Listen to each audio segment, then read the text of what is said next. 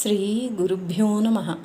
ఓం శ్రీ వాసుదేవానంద సరస్వతి సద్గురు చరిత్ర 34వ అధ్యాయం. నిరహంకారము. ఓం శ్రీ దత్తాత్రేయాయ నమ. శ్రీ వాసుదేవానంద సరస్వతి సద్గురవే నమ. ఒకసారి ఒక స్త్రీ మహారాజ్ దగ్గరకు వచ్చి, స్వామి, నాకు పిల్లలు లేరు, అనుగ్రహించుడని ప్రార్థించెను. అది విని మహారాజ్, అమ్మా, సన్యాసుల దగ్గర పిల్లలెందుకుందురు? క్రిందకు పోయి మందిర ద్వారము గడ నిలిచి అడిగిన పిల్లలు దొరకగలరని పలికి ఆమెను మిద్దె క్రిందనున్న దత్తపాదుకుల దగ్గరకు పంపించిరి. తండ్రి పిశాచము. మాన్గావ్ నుండి మహారాజ్పై అత్యంత భక్తిగల ఒక గృహస్థు వచ్చెను. ఆయనకిద్దరు భార్యలున్నను సంతానం లేకుండెను. ఆయన ఆ విషయం మహారాజుతో చెప్పెను. నీవు బంగారంతోనొక ఊయల తయారు చేయించి బ్రాహ్మణునకు దానమిచ్చినచో సంతానము కలగగలదని మహారాజు చెప్పిరి. ఇంటికి తిరిగి వచ్చి అతడు ఆ ప్రకారం చేయగా సంతానం కలిగెను. అట్లే ఒక పిశాచ బాధ గల బ్రాహ్మణుడు కొంకణ ప్రాంతం నుండి మహారాజు దర్శనమునకై వాడి వచ్చెను. మహారాజు దర్శనం కాగానే ఆ పిశాచము బ్రాహ్మణుని శరీరము పైకి వచ్చి ఇట్లనెను, నేనితని తండ్రిని, వీడు భ్రష్టుడై నా నియమమును పాలించనందున కోపం వచ్చి వానినిట్లు పట్టి పీడించుచుంటిని. నియమనిష్టలతో నేను విష్ణు సహస్రనామ పారాయణం చేసేడివాడను, అతిథి అభ్యాగతులను ఆదరించేడివాడను. నా నియమములు ఇప్పటికైనను వీడు అమలుపరచినచో వీనిని వదిలిపోయేదును. ఆ పిశాచము చెప్పిన మాటలు మహారాజు ఆ బ్రాహ్మణునితో చెప్పి ఆ నియమములు పాటించమని సలహా ఇచ్చిరి. ఆ బ్రాహ్మణుడింటికి వచ్చి తన తండ్రి కోరిన ప్రకారం ఆ నియమములు పాటించుచున్నంతనే పిశాచ బాధ తొలగిపోయెను. కుజవ్రతము. మాన్గావ్లో ఒక గృహస్థుకు సంతతి దక్కుటలేదు. అందుచే అతడు వాడి వచ్చి మహారాజును దర్శించి తన విషయము విన్నవించెను. మహారాజ్ కుజదోషమున అట్లు సంభవించుచున్నదని చెప్పి కుజవ్రతము చేయమనెను. అతడు ఇంటికి తిరిగిపోయి కుజవ్రతము చేసెను. తత్ఫలితంగా అతనికి సంతతి నిలచెను. సమాధి పూజ. ఇందూరు వాస్తవ్యుడైన వాసుదేవరావు ఠాకూర్ భార్య ఎప్పుడు చూచినను ఏదో అనారోగ్యంచే బాధపడుచుండేది. ఎంతమంది డాక్టర్లకు చూపించినను లాభం లేకపోయేను. ఠాకూర్ ఇందూరు నుండి వాడి వచ్చి తన విషయం మహారాజుకు వెల్లడించెను. మహారాజు అతనికి ఇట్లు చెప్పిరి, నీ వంశంలోనొక సత్పురుషుని సమాధికి పూజార్చన లేదు, అందులకే ఈ బాధ కలిగినది. యథావిధిగా నీవు అర్చన చేసినచో నీ భార్య ఆరోగ్యం బాగుపడును. వాసుదేవరావు ఠాకూర్ తన గ్రామం చేరి అతి కష్టం మీద వెదికి భూమిలో కూరుకొనిపోయిన సమాధిని వెలికితీసి పూజించగానే అతని భార్య ఆరోగ్యం క్రమక్రమంగా మెరుగుపడెను. కుష్ఠువ్యాధి నివారణ. వేంగులార్య గ్రామము నుండి కుష్ఠువ్యాధి గల ఒక బ్రాహ్మణుడు తన రోగం పోగొట్టుకొనవలెనని వాడి వచ్చి 5-6 సంవత్సరములు మందిరములో సేవ చేయుచుండెను. ఎవరో సలహా ఇచ్చుటచే అతడు కృష్ణాతీరమునకు పోయి మహారాజును దర్శించి తన బాధ వెల్లడించెను. మహారాజ్ అతన్ని మరునాడు తన దగ్గరకు రమ్మని చెప్పిరి. అట్లే అతడు వెళ్ళెను. కానీ ఆనాడు కూడా మహారాజు ఏమియును చెప్పక మరలా మరునాడు రమ్మని చెప్పిరి. ఆ మరునాడు మహారాజు ఏమియును చెప్పక మరలా మరునాడు రమ్మని చెప్పిరి. ఆ మరునాడు మహారాజ్ ఆ బ్రాహ్మణుని విషయం దత్తప్రభువును ప్రశ్నించిరి. వాడు గార్ధభమునకు పూర్ణము తినిపించినా రోగ విముక్తుడగునని దత్తప్రభువు చెప్పెను. ఆ విషయము వారు బ్రాహ్మణునకు చెప్పిరి. మహారాజును అడిగి ₹1 తీసుకొని సామాగ్రినంతయు సమకూర్చుకొని అతడు పూర్ణం తయారు చేయించెను. పిమ్మట అడవిలోనికి పోయి గార్ధభమునకు దానిని తినిపించి అతడు మధ్యాహ్నం మహారాజు స్నానం చేయి వేళకు కృష్ణాతీరమునకు వచ్చెను. అతడు నదీ ప్రవాహంలో మహారాజుకు దిగువ వైపు కూర్చుండి స్నానం చేసెను. 3 మునకలు మునిగి అతడు పైకి లేవగానే విచిత్రంగా మంత్రించినట్లు అతని కుష్ఠరోగం మాయమయ్యెను. బాళు సాధలే. పూర్వం ఒకసారి వాడి నుండి పండరీపుర మార్గముగా మహారాజ్ బార్షీకి వచ్చిరి. అప్పుడు మాన్గావ్ నివాసి అయిన దత్తశాస్త్రి సాధలే అచ్చట నివసించుచుండెను. ఆయనను బార్షీలో బావడేకర్ అని పిలిచెడివారు. ఒకనాడు మధ్యాహ్న కాలమున గురుదేవ దత్తాయని మహారాజు ఆయన ఇంటి ముందు నిలిచిరి. ఇంటిలోని వారందరూ ఆ పిలుపు విని సంభ్రమముగా బయటకు వచ్చి మర్యాద చేసి మహారాజు కూర్చుండుటకు ఆసనమిచ్చిరి. భిక్షా సిద్ధం చేసిరి. అచ్చటనే మాన్గావ్కు చెందిన బాళు సాధలే కూడా ఉండెను. ఇంటిలోని వారందరినీ మహారాజు పేరున కుశలమడిగిరి. అప్పుడు ఆయనే వాసుదేవానంద సరస్వతి స్వామి అని వారందరికీ తెలియవచ్చి వారి ఎడ ఆదరభావం ఎక్కువయ్యెను. మాన్గావ్ నుండి బాళు సాధలే సాంగ్లీ పోయి అచ్చట వేదాధ్యయనం చేయుచుండెను. మహారాజు వాడీకి వచ్చినారని తెలియగానే ఆయన వాడీకి వచ్చెను. ఆ విధముగా ఆయనకు మహారాజు దర్శనము కాగానే ఆయన మహారాజుకు సాష్టాంగ నమస్కారం చేసి జపించుటకేదైనా ఒక మంత్రం దయచేయుడని వేడుకొనెను. అప్పుడు మహారాజు ఇట్లు చెప్పిరి, బ్రాహ్మణునకు గాయత్రీ మంత్రం కన్నా ముఖ్యమైన మంత్రం మరొకటి లేదు. దానిని పునశ్చరణం చేసి కార్యసిద్ధి చేసుకొనవలెను. అట్లే కులదేవత మంత్రజపం చేయవలెను. తన వంశంలో ఏ సత్పురుషుడు ఏ దేవతను ప్రసన్నం చేసుకొనెనో ఆ దేవత వంశంలోని వారినందరినీ రక్షించుచుండును. నీవు నీ కులదేవత యొక్కయు గాయత్రి యొక్కయు మంత్రములు జపించుము. ఇతర మంత్రముల జోలికి పోవద్దు. నీవు వాడికి వచ్చితివి గనుక గురుచరిత్ర సప్తాహం చేయుము. దిగంబర దిగంబర శ్రీపాదవల్లభ దిగంబర అను మంత్రజ భజన చేయుము. ఈ తీరున మహారాజు చెప్పగానే బాళ్ళు సాధలే మహారాజుకు నమస్కరించి సెలవు తీసుకుని సాంగ్లేకు వెడలిపోయిను. చప్రే సావంతవాడిలోని అగ్నిహోత్రి చప్రేను తన దగ్గరకు ప్రస్తుతం రావలరదని కొన్ని దినముల క్రితమే ఆయన అభ్యర్థనను త్రోసిపుచ్చుచు మహారాజు లేఖామూలకముగా తెలియజేసి ఉండిరి. మహారాజు ఖండితముగా అట్లా ఆదేశించినను దానిని పట్టించుకొనక అతడు వాడికి బయలుదేరును. కానీ దారిలో ఆయన జ్వరపడెను. అందువల్ల ప్రయాణం చేయలేక ఇంటికి తిరిగి రావలసి వచ్చెను. మహారాజు ఆజ్ఞను ఉల్లంఘించినచో ఎంత ప్రమాదం కలుగునో అప్పుడు వానికి బాగుగా తెలిసి వచ్చెను. సరేంగిత జ్ఞానము. వాడిలో ఒక పూజారి ఉండిను. పూజకై మహారాజు నుండి పాదుకలు స్వీకరించవలెనని అతని కోరిక. చాలా రోజులు గడిచిపోయినను వాని కోరిక తీరలేదు. ఒకనాడు మహారాజు వానితో ఇట్లనిరి: దేవుడు అక్షయ పాదుకలను మీకు ప్రసాదించినను వేరు పాదుకలను మీరెందుకు కావలేనని కోరుచున్నారో అర్థం కాకున్నది. తన మనస్సులోని విషయమును ఆ విధముగా మహారాజు వెలువరించగానే అతడు ఆశ్చర్యపడిను. పాదుకలను స్వీకరించవలైనను కోరిక మాని మందిరంలోని దత్తపాదుకలనే అతడు నిత్యము సేవించుచుండెను. అన్నదానము పిశాచ బాధ నివృత్తి. ఒక ధనవంతుని భార్యకు పిశాచ బాధయుండెను. అందుచేత అతడు భార్యను తీసుకుని వాడి వచ్చెను. 3 నెలలు భగవంతుని సేవించినను గుణము కనిపించనందున మహారాజు దగ్గరకు పోయి విషయమంతయు విన్నవించెను. మహారాజు ఒకసారి అతని భార్య వైపు చూచి మరునాడు రావలసిందని చెప్పిరి. ఆ మరుసటి దినం అతనితో, మీ పూర్వుల దగ్గర ఒక బ్రాహ్మణుడు 1200 రూపాయలు దాచిపెట్టెను. ఆ సొమ్ము అతనికి తిరిగి ముట్టలేదు. అందుచేత ఆ బ్రాహ్మణుడు పిశాచమై మిమ్ము బాధించుచున్నాడు. ఆ ధనమునిచ్చట బ్రాహ్మణ భోజనమునకై ఖర్చు పెట్టుము, బాధ తొలగిపోవునని మహారాజు చెప్పిరి. వెంటనే ఆ శ్రీమంతుడు ఇంటి నుండి ద్రవ్యం తెప్పించి మహారాజు ముందు కుప్పపోసెను. మహారాజు ఆ పైకమును ఒక పూజారికి అప్పగించి దీనితో దినదినము బ్రాహ్మణ సంతర్పణ చేయమని చెప్పిరి. ఆ ధనము ఖర్చగునంత వరకు మీ ఇంటిలో ఎవరునూ భోజనం చేయరాదు అని ఆ ధనవంతుని ఆదేశించిరి. ఆ ప్రకారంగా అన్నదానమునకై ఆ ధనవంతుడిచ్చిన ద్రవ్యమంతయు ఖర్చైన వెంటనే ఆ పిశాచమునకు సద్గతి దొరికిను. ఆ స్త్రీ పిశాచ బాధ నుండి విముక్తురాలయ్యను. గణేశ సాతవలేకర్.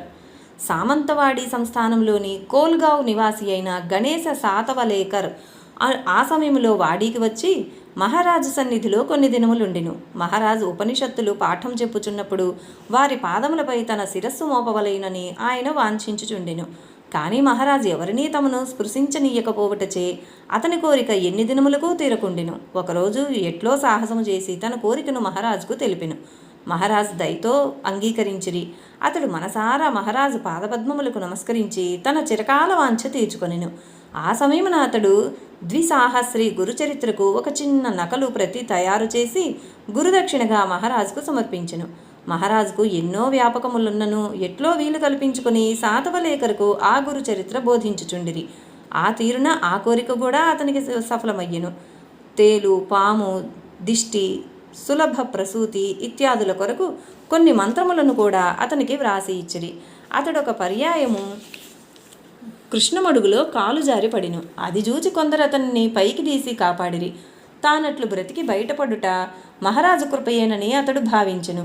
కొన్ని దినముల తర్వాత అతడు తన ఊరికి తిరిగిపోవటకు నిశ్చయించెను.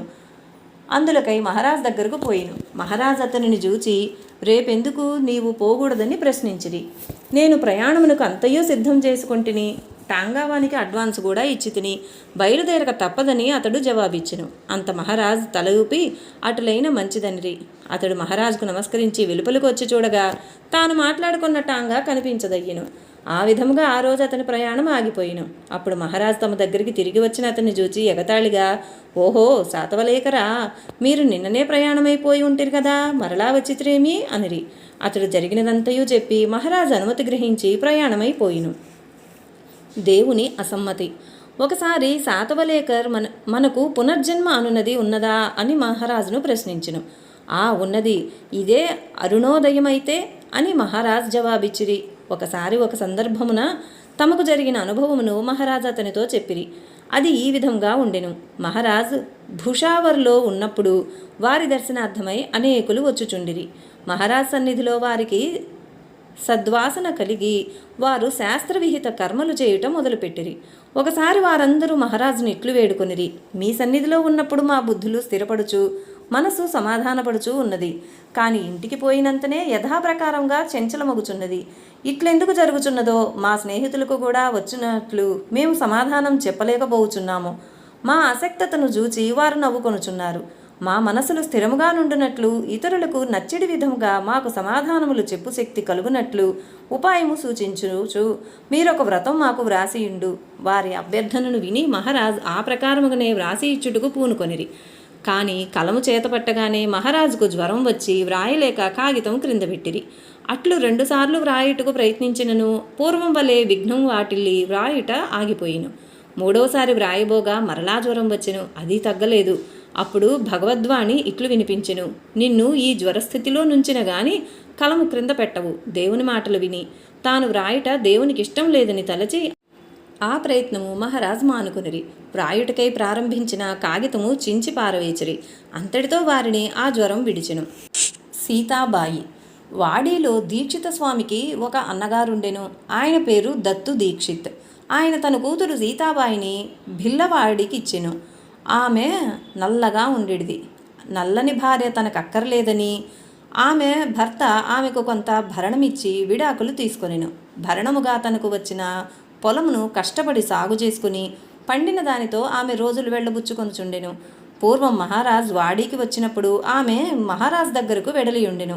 అప్పుడు ఆమె మహారాజు పాదధూళి ఒక డబ్బాలో నింపుకొని ఇంటికి పోయిను. తర్వాత కొన్నాళ్లకు తన పొలములో పంట కోయించి ధాన్యమును కళ్ళములో పోయించెను. ఆ సమయమున అకస్మాత్తుగా మబ్బులు గమ్మి వర్షం కురియటం మొదలుపెట్టెను. అప్పటికప్పుడు ఆమె మహారాజును స్మరించుకుని డబ్బీలోని మహారాజ్ చరణరజమును ధాన్యము చుట్టూ చల్లెను. ఈ ఆపద నుండి నేను గట్టెక్కి ధాన్యమంతయు సురక్షితముగా ఇంటికి చేరినచో నేను వాడికి వచ్చి బ్రాహ్మణ సమారాధన చేసేదనని ఆమె మొక్కుకొనెను. ఆమె అట్లు మొక్కుకొనగానే ఆ కళ్ళంపై ఒక్క చినుకైననూ పడలేదు. ధాన్యమంతయు క్షేమంగా ఇంటికి చేరెను. మహారాజు వాడీకి వచ్చిన విషయం తెలియగానే ఆమె వాడీకి వచ్చి తన మొక్కు సంగతి గాండాబువాకు చెప్పి నేను ఈరోజు బ్రాహ్మణ సమారాధన చేసేదనని పలికెను. యథావిధిగా ఆమె సమారాధన చేసెను. మహారాజు అచ్చటకు విచ్చేసి భిక్ష తీసుకొనిరి. ఆమె మనస్సు సమాధానపడిను. కాళీ కుంద్రీకర్. బేల్గాంలో కాళీ కుంద్రీకర్ అను ధనవంతుడు ఒకడుండెను. ఎవరో గిట్టని వారు మంత్రప్రయోగం చేయించుటచే అతని నోరు పడిపోయిను.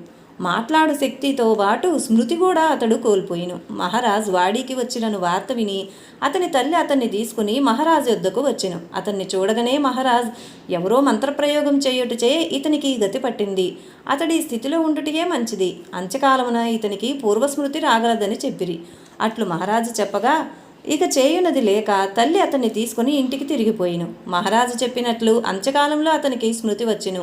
ఇంటిలోని వారందరినీ దగ్గరకు పిలిచి ఎల్లుండి ద్వాదశి రోజున నేను మరణింతును కనుక నన్ను కాలకుండి తీసుకొని పోయి లక్ష్మీనారాయణ స్వామి వారి దర్శనం చేయించుడని చెప్పిను. ఆ ప్రకారం అతనిని కొనిపోయి లక్ష్మీనారాయణ దర్శనం చేయించిరి. ఏకాదశి ఉపవాసం ఉండి ద్వాదశి రోజున లక్ష్మీనారాయణ దర్శనం చేసుకుని సాష్టాంగ నమస్కారం చేసెను. అదే అతని ఆఖరి నమస్కారం. మరి అతడు లేవలేదు. మహారాజు చెప్పిన ప్రకారమే జరిగిను. వక్రతుండ బువ. వాడి నుండి 2 మైళ్ళ దూరంలో మోళ అను గ్రామం ఒకటి కలదు. అచ్చట ఒక సాధువు నివసించుచుండెను. ఆయన ఆహ్వానమును పురస్కరించుకుని వాడిలోని వారందరూ కార్తీక పూర్ణిమ గడిచిన తర్వాత అక్కడకు వనభోజనమునకు పోవుచుండెడివారు. ఆ పర్యాయం వాడి జనులతో కలిసి మహారాజు కూడా అక్కడకు వెళ్ళిరి. ఆయన వెంబడి నరసింహ సరస్వతి మొదలగు శిష్య సమూహం ఉండెను. వాడిలోని సుప్రసిద్ధ పౌరాణికుడైన వక్రతుండ బువ కవీశ్వర్ కూడా వారితో ఉండెను. దిగంబరా దిగంబరా శ్రీపాదవల్లభ దిగంబరా అని భజన చేయుచు మహారాజుతో అందరూ మౌళా వచ్చిరి. అచ్చట మహారాజ్ భిక్ష అందరి భోజనములైన తదుపరి వక్రతుండ బువ పురాణము చెప్పుట మొదలుపెట్టిరి. మహారాజ్ యోగ్యతను అందరికీ వారు వివరించిరి. భవిష్య పురాణము ఇతర పురాణ పఠన సాక్ష్యాధారములను ఎత్తిచూపుచు కొంత తడవు ప్రవచనం చేసి కలియుగములో శ్రీపాద శ్రీవల్లభులు శ్రీ నరసింహ సరస్వతి మరియు యోగిరాజ్ ఇట్లు 3 అవతారములు సాగినవి, అందులో 2 జరిగిపోయినవి. మిగిలిన యోగిరాజ్ అను మహారాజు మన ఎదుటనే ఇప్పుడున్నారు అని ఆయన అత్యంత శ్రద్ధాపూర్వకంగా తెలిపిను. ఆ ప్రసంగం మహారాజు విని, యోగిరాజ్ అవతారము ఇంకనూ అవవలసి ఉన్నది, నాపై ఇట్టి ఆరోపణలు చేయకుడు అని వినయముగా పలికిరి. వారట్లన్నను వక్రతుండ బువా శ్రద్ధాభక్తులకు కొరత లేకుండెను. బువా చెప్పినట్లు మహారాజు సాక్షాత్తు యోగిరాజు అవతారమేనని ఎల్లరూ భావించిరి. సాయంకాలమునకు అందరూ భజనలు చేయుచు మహారాజుతో పాటు వాడికి తిరిగి వచ్చిరి. ఊరిలో ప్రతి ద్వారం ముందర ముగ్గులు పెట్టి సువాసినులెల్లరూ హారతులు పట్టుకుని మహారాజు రాకకై నిరీక్షించుచు నిలచియుండిరి. మహారాజు ఊరిలో అడుగుపెట్టి నడుచుచుండగా ప్రతి గృహమునందు ముత్తైదువులు వారికి హారతులు పట్టిరి, దండములు పెట్టిరి. ఆ ఉత్సవము చూచుటకు 2 కన్నులు చాలకుండెను. సమాధి స్థితి. ఒకసారి శ్రీ నారాయణ స్వామి వారి మఠము గద్దె మీద నిత్య ప్రమాణముగా మహారాజు కూర్చుండి ఉండగా కీర్తన ప్రారంభమయ్యెను. కీర్తన వినుచునే మహారాజు సమాధి స్థితిలోనికి వెళ్ళిరి. మహారాజుకు చలిగాలి సోకకుండా చుట్టూ పరదాలు కట్టిరి. ఆ స్థితిలో వారి దర్శనం ఎవరికినీ కాలేదు. యోగి పురుషుల సమాధి దర్శనం సాక్షాత్తు బ్రహ్మస్వరూప దర్శనమే. ఈ ఎరుక ఎవరికుండును? కొంతసేపటికి మహారాజు సమాధి స్థితి నుండి లేచి తన చుట్టూ కట్టిన పరదాలు పరికించి, పరదాలు కట్టవలసిన అవసరమేమున్నది, అరణ్యంలోనున్నను సమాధి స్థితి సంభవించును అని పలికిరి. మహారాజుకు సమాధి స్థితిలోనున్నప్పుడు వాడి నుండి వెడలిపొమ్మని దత్తప్రభువు ఆయన ఆజ్ఞాపించునేమో అని భక్తులెల్లరూ భయపడిరి. కానీ అట్టి ఆజ్ఞ ఏదియూ కాకుండుటచే భక్తులెల్లరూ ఆనందించిరి.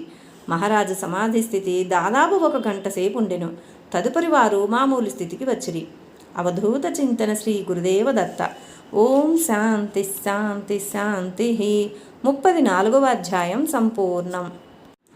ఓం శ్రీ వాసుదేవానంద సరస్వతి సద్గురు చరిత్ర. 35వ అధ్యాయం. శ్రీ వాసుదేవానంద సరస్వతి సద్గురువే నమః. శ్రీ దత్తాత్రేయ పరబ్రహ్మణే నమః. మహారాజ్ వాడీకి వచ్చిన విషయం తెలుసుకుని పిశాచ బాధ పడలేక మహారాజు యొక్క మేనలుడు వాడీకి వచ్చి మహారాజు శరణుజొచ్చెను. అతని తాత జీవించియుండగా ఒక బ్రాహ్మణుడు ఆయన దగ్గరకు వచ్చెను. భోజనము చేసి తిరిగిపోవునప్పుడు ఆ బ్రాహ్మణుడు తన దగ్గరున్న 32 రూపాయలు దాచిపెట్టమని ఆయనకిచ్చి వెళ్ళిపోయాను. ఆ బ్రాహ్మణుడు ఎక్కడివాడో ఎవరో పేరేమియో ఎవరునూ అడగలేదు. కొన్ని దినములకు అతడు తిరిగి వచ్చెను. పైకం తీసుకొని పొమ్మని ఎంత చెప్పిననూ తీసుకొని పోలేదు.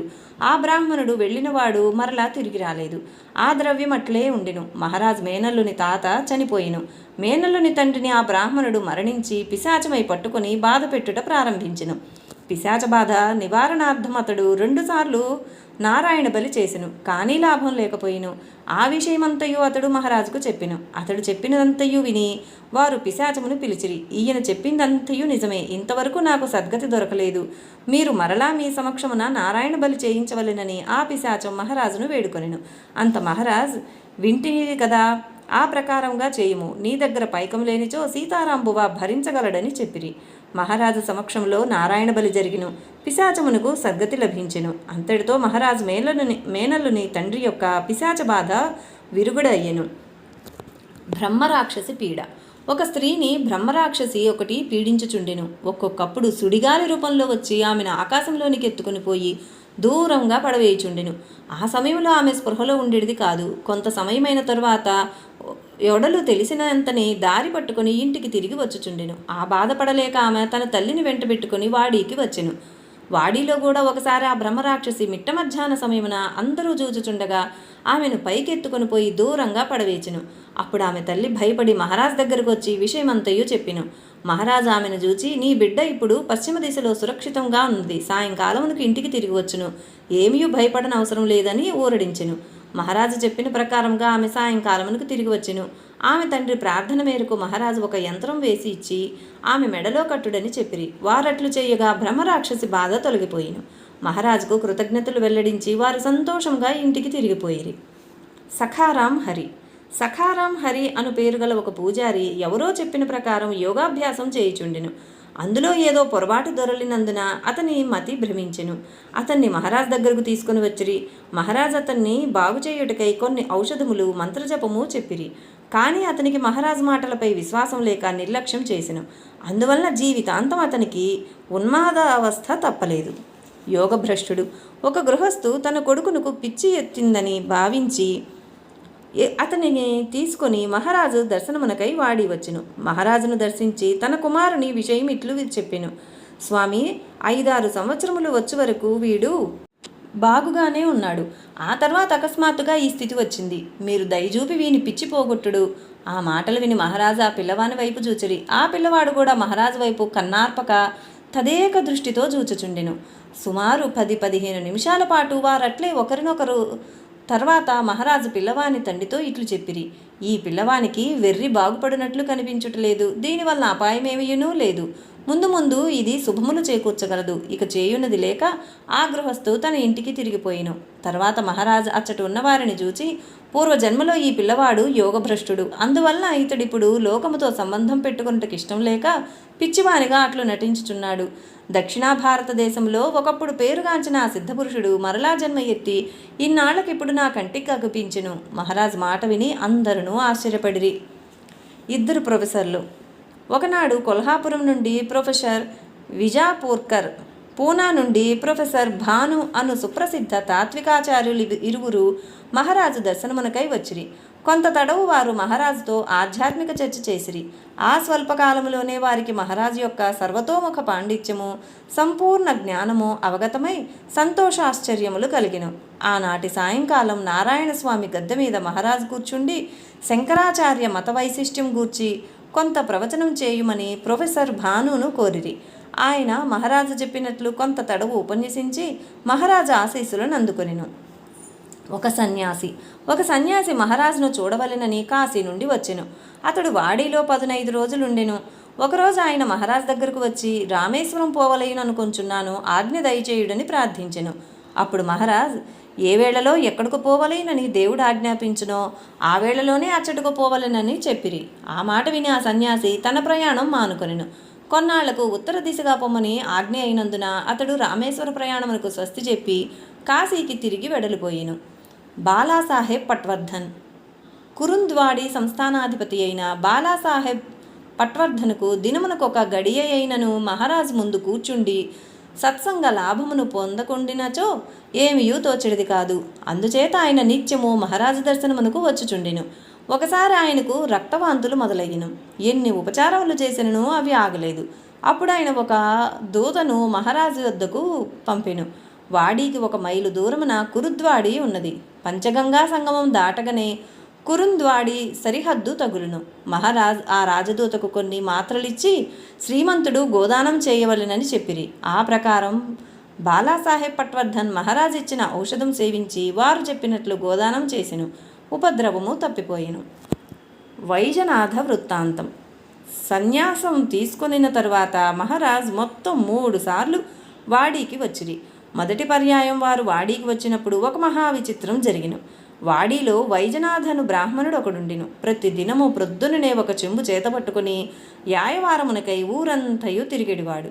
1-2 గంటల సేపు శరీరమునకు మన్ను రాసుకుని నదిలో స్నానం చేసేవాడు. ఆయనకు సంధ్య లేదు, పూజ లేదు. ఎన్నో దినములు వాడిలోనున్నను దత్తపాదుకులపై ఒక చెంబెడు నీళ్లైనను పోయలేదు.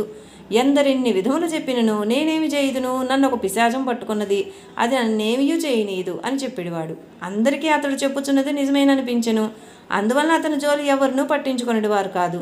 అతడు ఒక బ్రహ్మజ్ఞాని అని ఆ తర్వాత మహారాజు చెప్పగా అందరికీ ఆ విషయం తెలిసెను. కట్టుకొనిడి పంచ, పైన కప్పుకొన్న మరొక పంచ, మొత్తం 2 చిన్న పంచలు, ఒక చెంబు మాత్రమే తప్ప అతని దగ్గర మరేమీ ఉండేటివి కావు. ఎవరైనా భోజనమునకు రమ్మని పిలిచినా వారింటికి వెళ్ళేవాడు.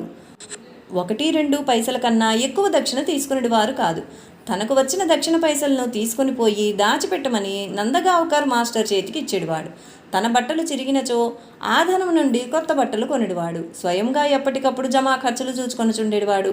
అతడు 25 సంవత్సరములు వాడిలో ఉండెను. ఆ మొత్తం కాలంలో అతడు సంపాదించి నిలువయుంచిన ద్రవ్యం 8 రూపాయలు మాత్రమే. అతడు ఎప్పుడునూ సత్యమే పలికెడివాడు. ఒకసారి దత్తత విషయంలో ఏదో పేచీ వచ్చి కోర్టులో సాక్ష్యం చెప్పించుటకై వైద్యనాథుని తీసుకొని పోయిరి. న్యాయమూర్తి అతన్ని జరిగిన విషయం చెప్పుమనగా, దత్తత తీసుకొనుచున్న సమయంలో విందు జరిగినది. అది పసందుగా ఉన్నది. అప్పుడందరూ విస్తళ్ళు వేయండి, అన్నం వడ్డించండి, దొప్పలు తీసుకొనండి అని ఇట్లా అనుచుండిరి అని అప్పుడు జరిగిన విందు విషయము చిన్న పిల్లవాడు చెప్పినట్లు చెప్పెను.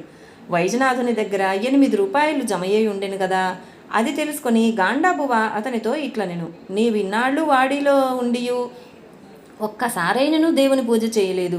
నీ దగ్గరున్న 8 రూపాయలతో మహాపూజ చేయొద్దు గాని రమ్ము. ఈ మాట విని వైజనాథుడు, నా బంధువును కలుసుకొనుటకు పోవు నిమిత్తం ఆ పైకం దాచిపెట్టుకొంటిని అని చెప్పిను. చాలా సంవత్సరముల నుండి అతడు ఇట్లే చెప్పుచున్నాడు. ఇంతవరకు ఒక్క బంధువు దగ్గరికైనను వెళ్ళలేదు. అతని మాటలు పట్టించుకొనక మహాపూజ చేయించండి అని అతడి జనాలు గాండాబువాతో చెప్పిరి. కానీ వైజనాథుడు పూజ చేయుటకే ఏమాత్రం సమ్మతించలేదు. మహారాజుకు ఈ విషయమంతయు తెలిసి, మీకింతవరకు అతని మాటలు అర్థం కాలేదు. అతడు అనుచున్న పిశాచము భగవంతుడు. అతడు బంధువును కలుసుకొంటుకు పోయేదనగా శరీరము విడిచి బ్రహ్మస్వరూపంలో లీనమయ్యేదనని అర్థం. అతడు తన దేహావసాన సమయమునకు అక్కరపడునని ఆ 8 రూపాయలు దాచియుంచెను. అతడు బ్రహ్మనిష్ఠా పురుషుడు.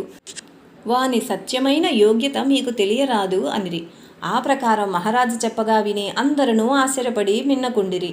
గాండాబువ విశేష ప్రార్థనకు లోబడి మహారాజ్ వైజనాథుని తమ కడుకు పిలిపించి మహాపూజ చేయమని చెప్పిరి. అతడు సమ్మతించెను. కానీ నా కోసం మీరే మహాపూజకు కూర్చుండవలెను, నాకు కూర్చుండేనిడి ఓపిక లేదు అని షరతు పెట్టెను. మహారాజు ఇట్లనిరి, నీవు 5 రూపాయలు మహాపూజకు ఖర్చు చేయము, మిగిలిన 1 రూపాయి నీ దగ్గర ఉంచుకోనుము.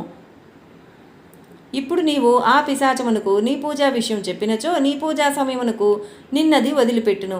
ఈ తీరుగా మహారాజు చెప్పగా అతడు ఒప్పుకొనెను. మార్గశీర్ష శుద్ధ ద్వాదశి రోజున మహాపూజ నిశ్చయమాయెను. ఆనాడు నేను కూడా అచ్చట భిక్ష చేసేదను. ఊరిలోని వారందరూ అచ్చటకు భోజనములకు రావలెను అని మహారాజు చెప్పిరి. ఆ మాటలు విని 7 రూపాయలతో యావత్ ప్రభోజనం ఎట్లగునని అందరూ గుసగుసలాడిరి. మహారాజు సంకల్పశక్తి ఎట్టిదో ఎవరికి తెలియను. వైజనాథుడు కూడబెట్టిన ఆ 7 రూపాయలతో కావలసిన సామాగ్రి తెప్పించిరి. ఇతరులు కూడా తమ తమ ఇండ్ల నుండి వరుసగా సమారాధనకు కావలసిన వస్తువులు తెచ్చిపోసిరి. 1000 విస్తరికి సరిపడు వంట చేసిరి. దత్తప్రభువునకు మహాపూజ నైవేద్యం అయిన తరువాత గద్దె మీద వీధులలో విస్తళ్ళు వేసిరి. జనులందరూ వచ్చి విస్తళ్ల ముందు కూర్చుండిరి. మహారాజు వైజనాథుని వెంటబెట్టుకుని పంక్తి పంక్తికి తిరిగి వచ్చిరి. ఆ తర్వాత తమ భిక్ష కొరకు గద్దె మీద కూర్చుండిరి. రాసిపోసిన అన్నం మీద మహారాజు తమ శాటీ కప్పుమని చెప్పిరి. అన్నం వడ్డించుట మొదలుపెట్టిరి. ఆ దినము 2000 విస్తరు లేచెను. 100 కొలదికి అన్నం పంచిపెట్టబడిను. కొందరు అన్నం ఇండ్లకు తీసుకొని పోయిరి. ఇంత జరిగినను పుష్కలముగా అన్నం మిగిలిపోయిను. గురుచరిత్రలోని భాస్కర బ్రాహ్మణుడు 3కి సరిపోవునట్లు తెచ్చిన సామాగ్రి 4000 మంది తినిరి. అట్లే వైజనాథుని సమారాధన జరిగినదని ప్రత్యక్షంగా చూచిన వారందరూ భావించిరి. ఆ రోజు వండిన వంటకముల రుచి వర్ణించుటకు 1000 నాలుకలు గల ఆదిశేషువుకైనను సామర్థ్యం లేకుండెను. ఆ పదార్థములన్నీయు అమృతతుల్యములుగా ఉండెను. మహారాజుకు వైజనాథునిపై గల ఆ అనుగ్రహము ఎట్టిదో కన్నులారా గాంచిన జనులకు నాటి నుండి వైజనాథుని సామర్థ్యం ఎట్టిదో తెలిసి వచ్చెను. దుర్జనునకు శాస్తి. మహారాజు యొక్క దివ్య సామర్థ్య శక్తి ఎట్టిదో ప్రత్యక్షంగా చూచుచున్నను అవహేళన చేయుటయే నిత్యకృత్యముగా పెట్టుకున్న దుర్జనులు కొందరు వాడిలో ఉండిరి. వారెల్లప్పుడూ మహారాజును విమర్శించుదురు, ఆయనను నిందించుచుండిరి. ఆవు పొదుగు నంటి పెట్టుకుని ఉన్నను గోమారికి ఏ విధముగా పాలు లభించకుండునో అట్టులే ఆ దుర్జనుల స్థితి కూడా ఉండెను. మహారాజును పరీక్షించవలెనని వాడొక బ్రాహ్మణుని మహారాజు దగ్గరకు పంపిరి. ఆ బ్రాహ్మణుడు తన చేతికి పెద్ద గాయమై పేగులు బయటపడినట్లు కనిపించుచున్నట్లుగా చేతికి ప్రేగులు చుట్టుకొని మహారాజు సాయం సంధ్యా వందనమునకై నదికి వెళ్ళినప్పుడు అచ్చటకు పోయి మహారాజుకు నమస్కరించి అతి వినయముతో, స్వామి, నా చేతికి పెద్ద గాయమై చాలా బాధగా ఉన్నది, దయచేసి ఈ బాధ తొలగు ఉపాయం చెప్పుడని ప్రార్థించెను. ఆ బ్రాహ్మణుని మాటలు విని మహారాజు కొన్ని మందులు చెప్పి ఆ మందులు గాయంపై పూయమని చెప్పిరి. ఆ బ్రాహ్మణుడు తన మిత్రబృందం కడకు వచ్చి తాను మహారాజును ఎట్లు మోసగించినది, ఆ మహారాజు తాను చెప్పినది నిజమని నమ్మి మందులు పూయమని ఎట్లు చెప్పినది సవిస్తరముగా వివరించి వికటముగా నవ్వుచూ, ఆయనకి ఏమీనూ తెలియదు, ఈ జనులందరూ వట్టి అమాయకులు, ఆయనకేదో మహాశక్తి ఉన్నదని వేలం వెర్రిగా ఆయన చుట్టూ మోగుచున్నారు, ఈ దొంగ సన్యాసులు గుట్టు బయట పెట్టవలనని ఏమేమో నోటికొచ్చినట్లు మహారాజును నిందించడం మొదలుపెట్టెను. ఆ నిందావాక్యములు దత్తప్రభువు సహించలేకపోయెను. ఏ చేతికి పేగులు చుట్టుకుని దెబ్బ తగిలిందని అతడు మహారాజుకు చూపించెనో ఆ చేతిపై పెద్ద వ్రణం లేచి చీము నెత్తురుగారుచు మిగుల బాధ పెట్టడం ప్రారంభించెను. ఆ చేతికి కుష్టు వ్యాపించి చేయి మొత్తం కుళ్ళిపోయిను. ఆ బాధ తాళలేక ఆ బ్రాహ్మణుడు లబో దివోమని మొత్తుకొనుచు పరుగు పరుగున వచ్చి మహారాజు ముందు సాష్టాంగపడి అపరాధం క్షమించుడని వేడుకొనసాగిను.